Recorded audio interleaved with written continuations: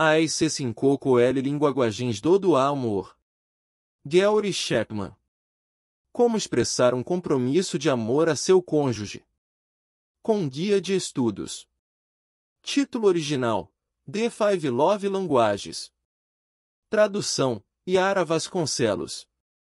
Editora Mundo Cristão, 1997. Idioma: Português BR. Digitalizado, revisado e formatado por Susana Cap. www.portaldetonando.com.br/Foro Novo/. Para Caroline, Shelley e Derek. *****. Sumário. Agradecimentos 2. 1. O que acontece com o amor após o casamento? 3. 2. Cultivando o amor que agradece 10. 3. Apaixonando-se 17. 4. A primeira linguagem do amor, palavras de afirmação 29. 5. A segunda linguagem do amor, qualidade de tempo 48. 6. A terceira linguagem do amor, receber presente 70. 7. A quarta linguagem do amor, formas de servir 86. 8. A quinta linguagem do amor, toque físico 104. 9. Descobrindo sua primeira linguagem do amor 121. 10. Amar é um ato de escolha 131. 11. O amor faz a diferença 140. 12. Amando a quem não merece no Susso Amor 148. 13. Os filhos e as linguagens do amor 164. 14. Uma palavra pessoal 176. Guia de estudo para os cônjuges e discussão em grupo 179. Agradecimentos. O amor começa, ou pelo menos deveria começar, no lar. Para mim, amor significa Sam e Grace, meu pai e minha mãe, que me amaram durante mais de 50 anos. Sem eles, ainda estaria à procura do amor, ao invés de escrever sobre ele. Lar também significa Caroline, com quem estou casado há mais de 30 anos. Se todas as esposas amassem seus maridos como ela me ama, bem poucos cometeriam atos de infidelidade.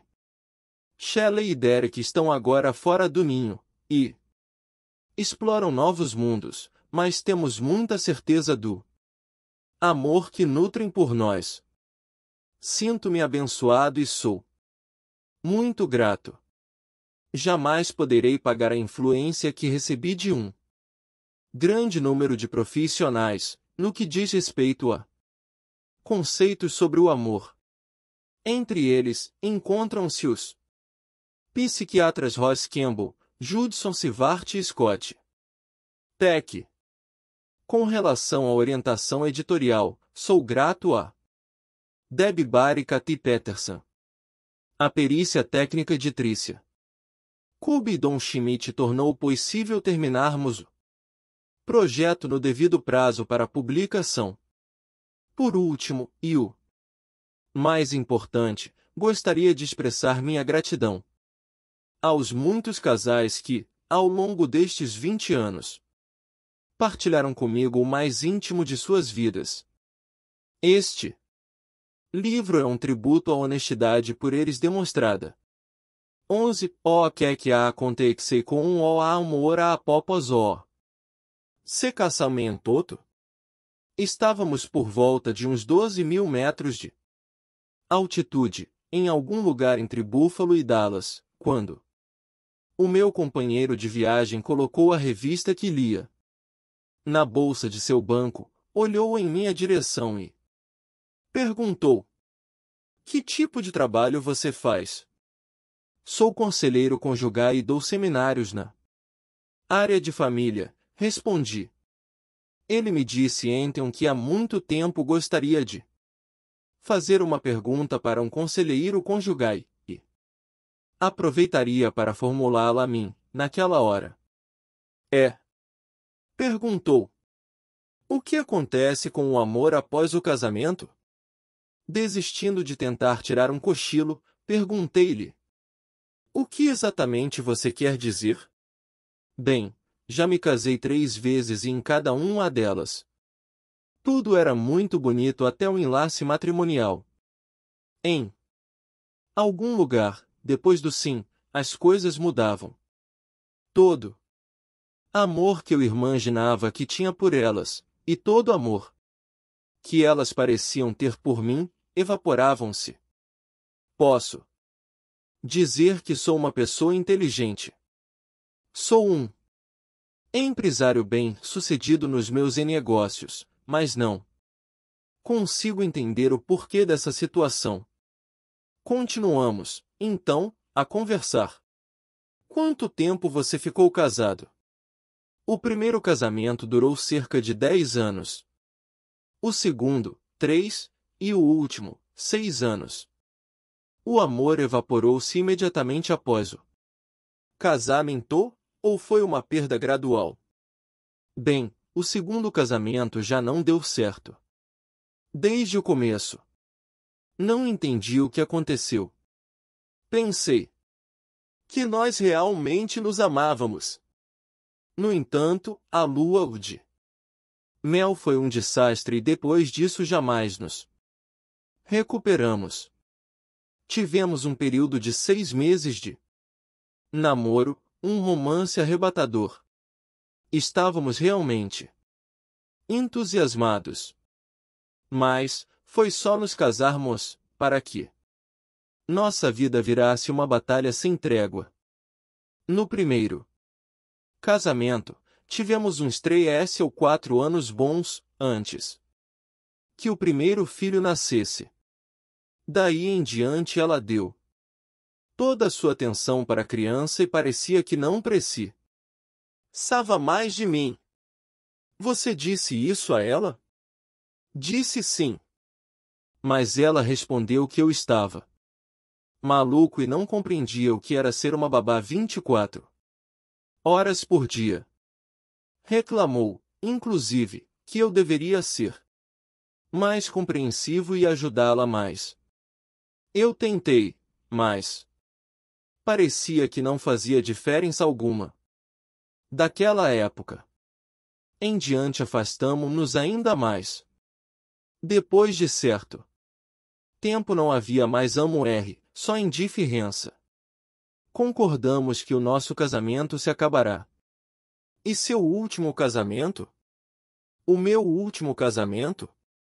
Eu realmente pensei que ele seria diferente. Já estava divorciado há 3 anos. Namorei 24 meses com minha esposa. Achei que realmente sabíamos o que fazíamos e pela primeira vez na vida senti que realmente amava alguém. Pensei que ela me amasse de verdade. Ele prosseguiu: "Acredito que jamais mudei depois do casamento." Continuei a dizer-lhe que a amava, da mesma forma que fazia antes de nos casarmos. Declarava o quanto ela era bonita e como estava orgulhoso de ser seu marido. Porém, apenas alguns meses após o casamento ela começou a reclamar. No início era de coisas pequenas, tais como o fato de eu não levar o lixo para fora ou não guardar minhas roupas. Depois, começou a agredir o meu caráter, ao dizer-me que não podia confiar em mim. E acusou-me de ser-lhe infiel. Tornou-se totalmente negativista. Antes de nos casarmos ela nunca fora pessimista, pelo contrário, era uma das pessoas mais otimistas que já conheci. E essa foi uma das características que mais me atraiu nela. Ela jamais reclamava de alguma coisa.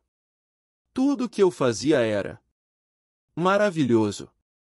Bastou casarmos-nos, para que de repente eu não fizesse mais nada certo. Então gradativamente perdi meu amor por ela e fiquei magoado. Era óbvio que Ela não me ama vê-a mais. Concordamos que não havia mais motivo para continuarmos juntos e nos separamos. Ele fez uma pausa e continuou. Isso foi há 1 ano. Minha pergunta, então, é: o que acontece com o amor após o casamento? Minha experiência é algo comum? É por isso que temos tantos divórcios? Não dá para acreditar que isso tenha acontecido 3 vezes comigo. E aqueles que não se separam? Eles aprendem a viver com o vazio em seus corações, ou o amor permanece vivo em algum casamento? Se isso sucede, como é que acontece? As perguntas feitas por meu companheiro de VO são as mesmas realizadas hoje em dia por milhares de pessoas, sejam casadas ou divorciadas. Algumas são dirigidas a amigos, outras a conselheiros, a pastores, e outras apenas a si mesmos. Algumas respostas são dadas em vocabulário técnico de psicologia, e são simplesmente incompreensíveis. Outras vezes são levadas para o lado do humor. A maioria das piadas, frases contém alguma verdade, mas, de forma geral, é como oferecer aspirina a uma pessoa com câncer. O desejo de ter-se um amor romântico no casamento está profundamente enraizado em nossa formação psicológica. A maioria das revistas populares possui pelo menos um artigo sobre como manter o amor vivo no casamento. Há uma infinidade de livros escritos sobre o mesmo tema. Televisão e rádio abordam esse assunto em programas e entrevistas. Manter o amor aceso em nossos casamentos é um assunto muito sério. Mesmo com tantos livros, revistas e ajuda disponível, por que aparentemente tão poucos casais parecem ter descoberto o segredo de manter vivo o amor após o casamento? Por que um casal que assiste a um curso de comunicação e ouve as maravilhosas ideias de como melhorar o diálogo, volta para casa e não consegue colocar em prática os exercícios aprendidos? O que acontece se depois de lermos um artigo do tipo 100 formas de expressar amor a seu cônjuge e colocarmos em prática umas 3 formas, que nos parecem mais adequadas, nosso cônjuge ainda assim não reconhece nosso esforço? Desistimos das outras 97 formas e retornamos ao cotidiano de nossas vidas. Devemos estar dispostos a aprender a primeira linguagem do amor de nossos cônjuges. Se quisermos comunicar o amor de forma efetiva, a resposta às perguntas anteriores é o propósito desta obra. Não desejo afirmar que todos os livros, artigos já publicados não ajudem. O problema é que não levamos em conta uma verdade fundamental: as pessoas falam diferentes linguagens do amor. Na área da linguística há alguns grandes grupos de idiomas: japonês, chinês, espanhol, inglês, português, grego, alemão, francês e outros. A maioria de nós aprende somente a língua de nossos pais e irmãos. Nossa primeira linguagem, ou seja, nosso vernáculo. Mais tarde, podemos até aprender outros idiomas, mas, em geral, com mais dificuldade. Então surge o que chamamos de nossa segunda linguagem. Falamos e compreendemos melhor nossa língua nativa e a sentimos-nos mais confortáveis ao falá-la. Mas quanto mais utilizarmos uma língua, secundária, mais à vontade nos sentiremos para expressá-la. Se falarmos somente nosso idioma, e encontrarmos alguém que também só fale o seu, diferente do nosso, a comunicação entre nós será bem limitada. Será necessário apontar, murmurar, desenhar ou fazer mímica para comunicar a ideia que desejamos transmitir. Poderemos até nos entender, mas será uma comunicação bem rudimentar. As diferenças de linguagem fazem parte da cultura humana. Se quisermos ter um bom intercâmbio cultural, será necessário aprendermos a linguagem daquele com quem desejamos nos comunicar. O mesmo acontece no âmbito do amor. Sua linguagem emocional e a de seu cônjuge podem ser tão diferentes quanto é o idioma chinês do inglês. Não importa o tanto que você se esforce para manifestar seu amor em inglês, se seu cônjuge só entende chinês. Jamais conseguirão entender o quanto se amam. O meu amigo do avião usava a linguagem das palavras de afirmação para sua terceira esposa quando disse a ela o quanto a achava bonita, o quanto a amava e o quanto se orgulhava de ser seu marido. Ele utilizava a linguagem do amor, e era sincero, mas ela não a entendia. Talvez ela procurasse o amor em seu comportamento, mas não o encontrou. Ser sincero não é o suficiente. Devemos estar dispostos a aprender a primeira linguagem de nosso cônjuge, se quisermos comunicar eficazmente o nosso amor. Minha conclusão, após 20 anos de aconselhamento conjugal, é que existem, basicamente, 5 linguagens do amor. Em linguística, um idioma pode ter inúmeros dialetos e variações. Semelhantemente, com as 5 linguagens emocionais básicas do amor, também há vários dialetos. Eles se encontram nos artigos das revistas, tais como 10 formas de demonstrar amor à sua esposa, 20 maneiras de segurar seu marido em casa, ou 365 expressões do amor conjugal.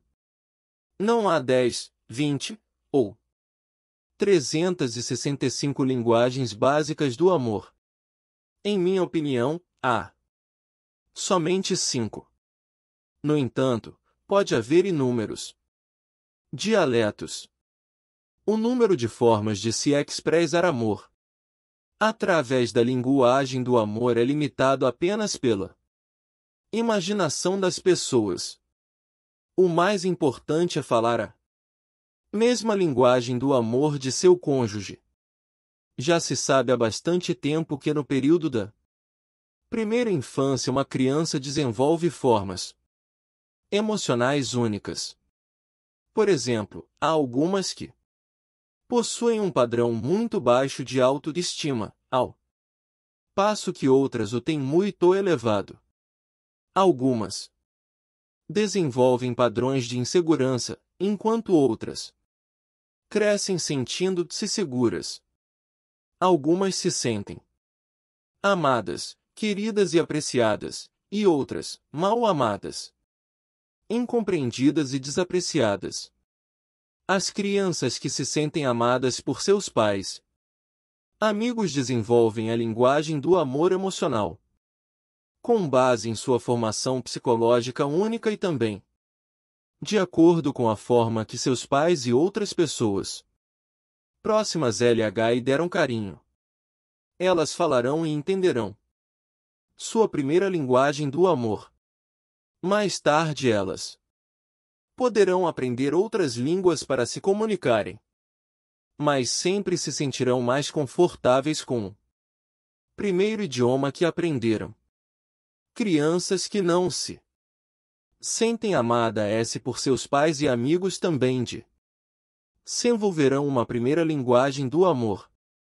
O aprendizado dessa língua, porém, será distorcido e apresentará defeitos da mesma forma que alguém que recebe uma educação com falhas na gramática e desenvolve um vocabulário limitado. Essa limitação não significa que essas pessoas não venham a ser boas comunicadoras. Implica, sim, que terão de trabalhar mais diligentemente do que os que cresceram na atmosfera do amor saudável. É muito raro que marido e mulher tenham a mesma primeira linguagem emocional do amor. Nossa tendência a falar nossas primeiras linguagens do amor e ficamos confusos quando nosso cônjuge não compreende o que desejamos comunicar. Expressamos nosso amor, mas a mensagem não chega compreensível. Porque, para eles, o que falamos é uma língua desconhecida. Aí se encontra o problema. O propósito deste livro é oferecer uma solução para esta questão. Por isso me empenhei em escrever esta obra sobre o amor. Uma vez que conheçamos as 5 linguagens básicas do amor e compreendamos a nossa própria, como também a de nosso cônjuge, então teremos a informação necessária para que coloquemos em prática as ideias dos outros livros e artigos. Desde que você identifique e aprenda a falar a primeira linguagem do amor de seu cônjuge, creio que terá descoberto a chave para um amor conjugal duradouro. O amor não pode evaporar-se após o casamento. Para mantê-lo vivo, a maioria de nós terá de aprender uma segunda linguagem do amor. Não podemos confiar somente em nossa língua pátria, se nosso cônjuge não a compreende. Se quisermos que ele compreenda o amor que lhe desejamos comunicar, devemos expressá-lo na primeira linguagem do amor.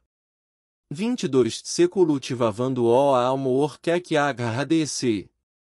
Amor é o vocábulo mais importante em qualquer idioma, e também o que mais gera confusão.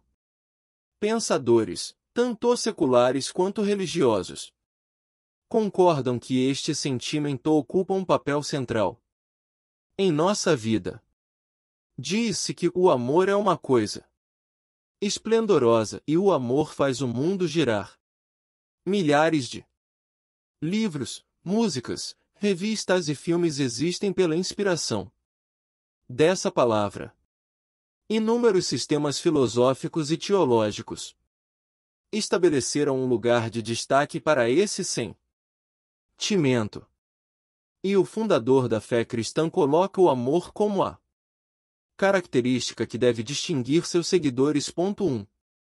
Psicólogos concluíram que sentir-se amado é a principal necessidade do ser humano. Por amor,